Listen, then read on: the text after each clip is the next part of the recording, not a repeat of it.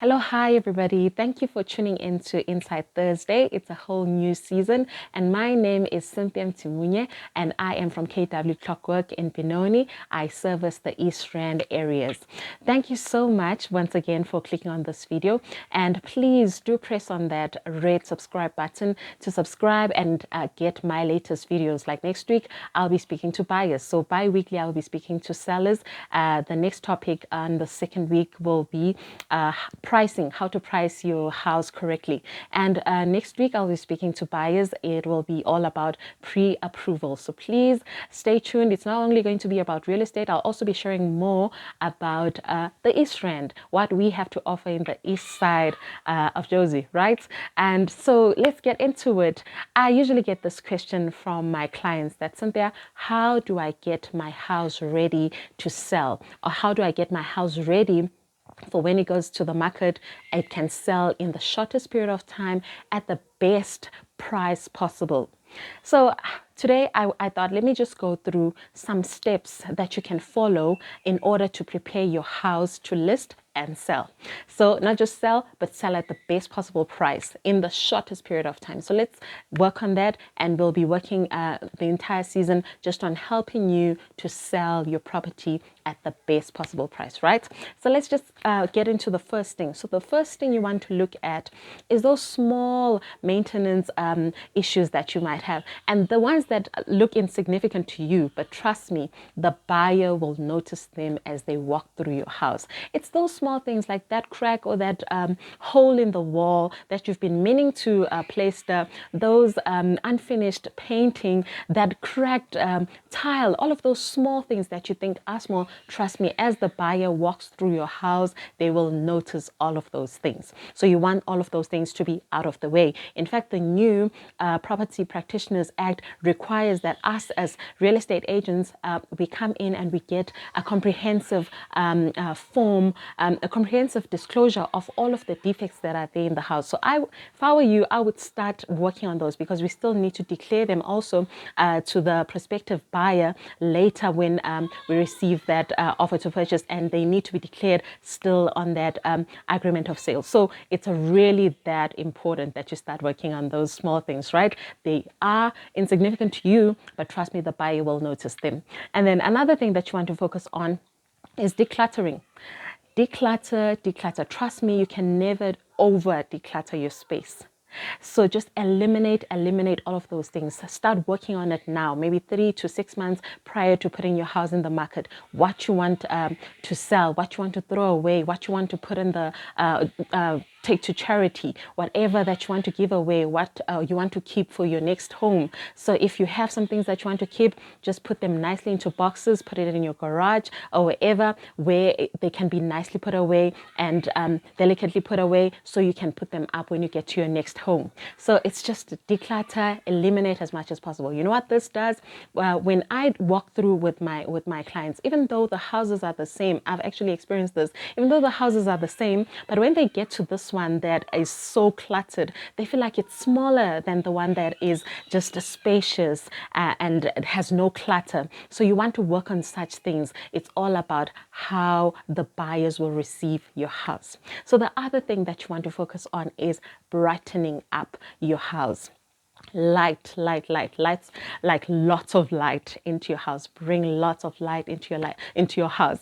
So what you want to do is that if you've got dark curtains, start removing those and put in much lighter ones. If you've got dark carpets, remove dark carpets, or maybe you can put in a lighter carpet on top of the dark carpet. That could make a difference. You just want to bring in so much light into your home. Another thing is that just make sure, even if you're going to have viewings or you're going to have a show day that you are aware of, just make sure that the curtains are open, the windows are open, fresh air is coming in, and like light is coming in. And another tip that I would give is that maybe turn on one light in each and every room. It makes such a difference. Trust me. Imagine just walking into a house that even though the lights are on, but the house is still so dark. So it's better that you rather open up your windows, open up the blinds, lots and lots of light make a difference. Trust me on that one. So one other thing that you want to do is that you want to ask yourself these questions. When last? When it comes to your kitchen, when last did we update it? When last did we update our bathroom? Because what buyers are looking for lately is that they are looking for move-in ready houses. They want to picture themselves in the house. So as they come in, they don't want to see that somebody has been living here. You know, as they come into your kitchen, as they come into your bathroom, they don't want to see soap scum. They don't want to see those damp and everything. They want to see a kitchen that they can actually work for. It's functional for you because you're used to it. You've been living in it for years. But when they come in, they want to picture themselves cooking in that kitchen. They want to see themselves, they want to see a fully functional kitchen, not one that still needs to be repaired. So just work on those things before putting it into the market so that it has a good impression as the buyers walk into your house. So updates on your kitchen, updates on your bathroom, the handles as well. Handles, cupboard handles, door handles, those small things, you want to start updating those and just bring that modern vibe into them, okay? So that as they look at them, they feel like it is a new house, right? So another thing that you want to look at is curb appeal. So this is like your first impressions. So first impressions, we know it's important. As they pull up outside, they want to see beautiful landscape. They want to see the walls. Obviously, you want to make a good impression as they come in. You know, I've had a case where I've had to actually I pulled up, and then the buyers also pulled up just behind me, and then now we're supposed to go in. I can see they're dragging their feet a bit. And now I have to say, no, guys, trust me, what's inside is better than what you see. But actually, that's not how it works. So you want to put up that first impression from the moment they rock up at your house from the outside. They want to see that beautiful house as they come in. So you want to work on things like your damp and algae that is around the house. You know, you want to spray that off, you know, just clean it up, and if you have a welcome mat that is now worn out, just remove things like that. As they come in, you know, they want to see a garden that is beautifully landscaped, or the grass just cut. Just simple things that my sellers can do, like cutting the grass and making sure that landscape is awesome. So those are the little things that you want to work on, because as they come inside, they are already discouraged that nah. And as they come in, they just want to affirm what they saw outside, that, yeah, you see, I did say this is a dilapidated house. And whereas it's not. So it's just those small things that you want to work on, and to work on that curb appeal. So another thing that is so difficult for most of my sellers to do. I could actually mention an area where I've worked with so many sellers in that area, and they are all struggling with this one thing. It's to depersonalize the house. If you are really a motivated seller and you want to get your house sold, you will start depersonalizing the house and making it look like a house that is actually on the market for sale. Not your house anymore, not your home, but a house that is for sale. So what this means is that take down all of the pictures, the family pictures, your grandkids, your children, whatever. You just remove everything that says this is Cynthia's house.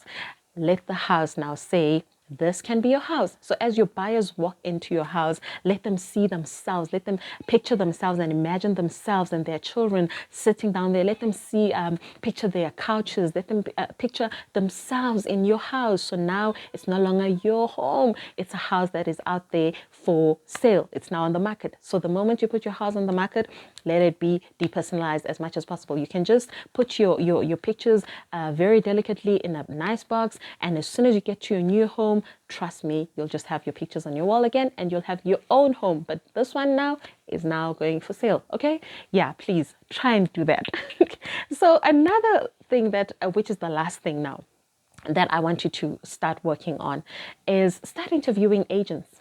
Start interviewing 2 or 3 agents, you know, because you must be looking for an agent that will definitely put your interest at heart. Do you understand? So the first thing that you want to do as you interview agents, there's 2 things that I would actually emphasize that you try and figure out from the agents. Number 1 is the marketing strategy. What marketing strategies are the agents bringing?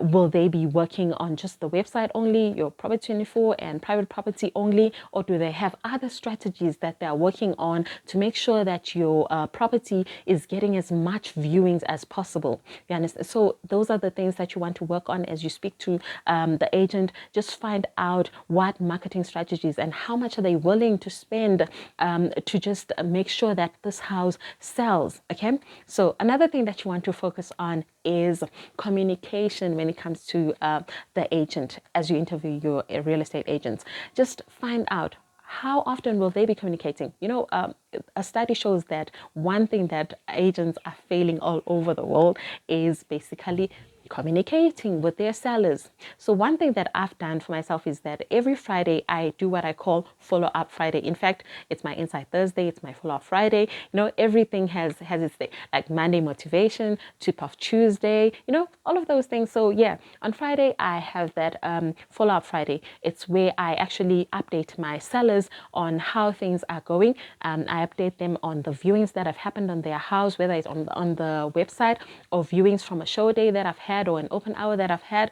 It's those things. And also follow up as well as on Mondays. I follow up on the buyers that came through my show days to view the house. So those are some of the things that I work on to ensure that your house is getting as much views as possible and you are getting as much feedback as possible on how it's performing on the market. So I also inform you what houses have sold around the area, what houses are currently on offer, all of those things. And that's one thing that you want to look at as you interview agents.